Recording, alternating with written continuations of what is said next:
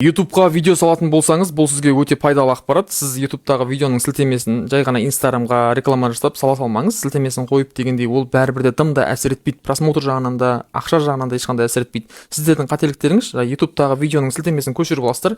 Instagram'ға кіріп жаңағы сілтеме деген жерге, сол жердегі сілтемені қойып просто салып жатсыздар да, оны адамдар көріп сілтемені басатын болса, браузерге өтіп кетеді. Өйткені Instagram аудиторияны жібергісі келмейді. Ол сізге тым да пайдасы жоқ. Подписчик жалпы ол жаққа өту жағынан да, ақша жағынан да, жаңа айтқандай просмотр болу жағынан да тым да әсер етпейді. Ол адам сізге просмотр болу үшін жаңағы YT дегенді басып ішке кіру керек, приложениеге кіру керек.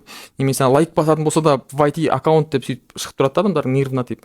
Ол нәрсе бәрібір де пайдасы жоқ. Онда сіз былай жасаңыз. Сілтемені көшіріп алдыңыз. Сілтеме Instagramның сілтемесіне қоятын жерге, жаңағы басындағы сол жерге open деп жазыңыз.